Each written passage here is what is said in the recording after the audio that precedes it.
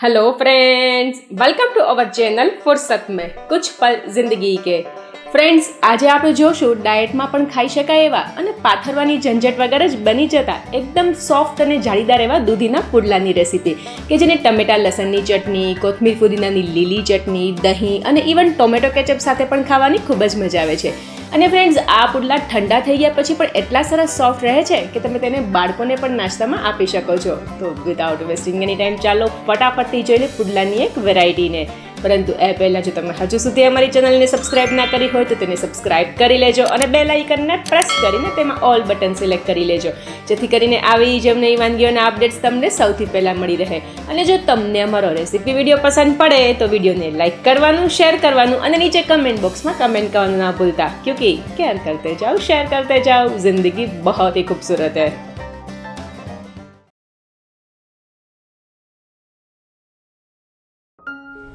દૂધીના પુડલા બનાવવા માટે સૌથી પહેલાં એક મિક્સર જારમાં આપણે 1 કપ સમારેલી દૂધી લઈ લેશું અને સાથે આપણે અડધાથી પોણા કપ જેટલું પાણી એડ કરી દૂધીને સરસ રીતે ક્રશ કરી અને એક ફાઇન પ્યુરી પ્રિપેર કરી લેશું।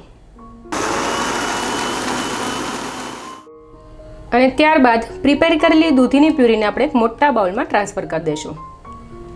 અને ત્યારબાદ પુડલાનું બેટર બનાવવા માટે આપણે તેમાં 1 કપ ચણાનો લોટ એડ કરી દઈશું અને સાથે પુડલા સરસ ક્રિસ્પી થાય એટલે આપણે તેમાં 1/4 કપ રવો એડ કરી દઈશું અને બંનેને આપણે સરસ રીતે મિક્સ કરી દઈશું।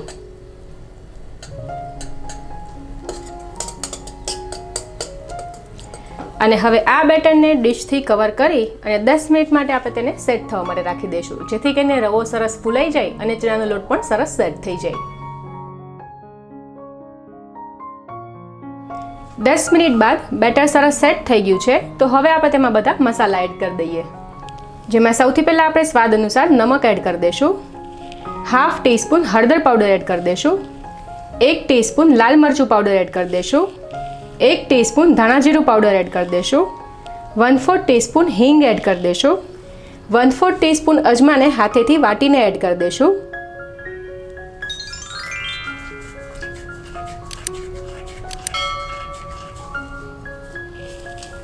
1 ઇંચ આદુના ટુકડાને ખમણીને એડ કરી દઈશું, 2 નંગ બારીક સમારેલા લીલા મરચાં એડ કરી દઈશું, 5 થી 6 લસણની કળીને બારીક સમારીને એડ કરી દઈશું અને જો તમે લસણ ના ખાતા હોય તો તમે તેને સ્કીપ પણ કરી શકો છો।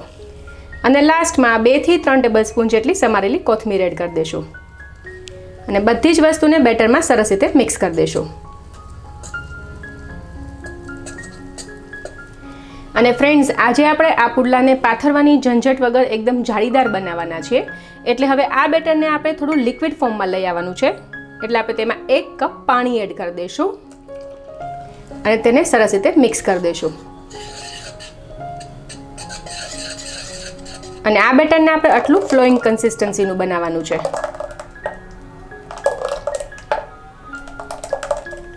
તો ફ્રેન્ડ્સ, દૂધીના પુડલાનું બેટર તૈયાર છે, ફટાફટથી આપણે પુડલા બનાવી લઈએ, જેના માટે તવાને આપણે પહેલાં પ્રોપરલી ગરમ કરી લેશું। ત્યારબાદ 1 ટીસ્પૂન જેટલું તેલ લઈ અને તવામાં તેને પ્રોપરલી સ્પ્રેડ કરી દઈશું અને ત્યારબાદ તવાને આ રીતના થોડો ગેસ પરથી ઉપર લઈ વાટકામાં બેટરને લઈ અને આ રીતના આપણે તેને સ્પ્રેડ કરી દઈશું।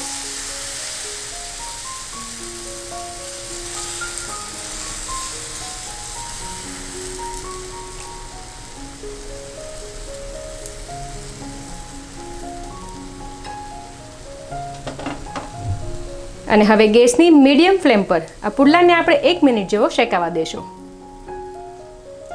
અને આપ જોઈ શકો છો પુડલામાં સરસ જાળી પડી છે।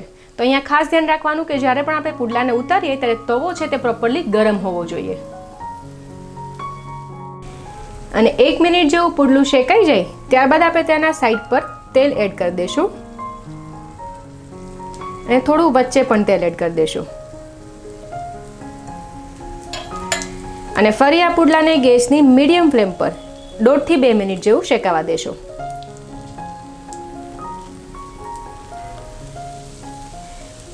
અને એક સાઈડ પરથી પુડલું આ રીતના ક્રિસ્પી બ્રાઉન સરસ શેકાઈ જાય ત્યારબાદ હળવા હાથે આપણે તેને ટર્ન કરી દઈશું।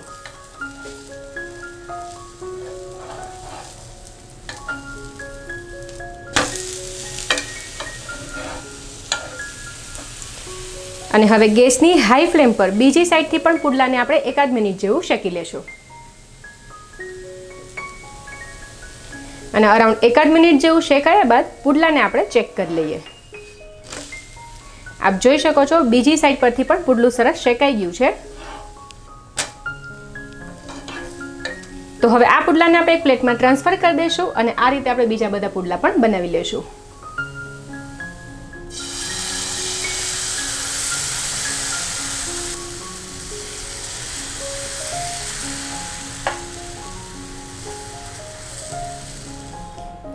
અને ફ્રેન્ડ્સ આપ જોઈ શકો છો આ દૂધીના પુડલા એકદમ સરસ જાળીદાર બન્યા છે અને એકદમ સરસ સોફ્ટ પણ બન્યા છે.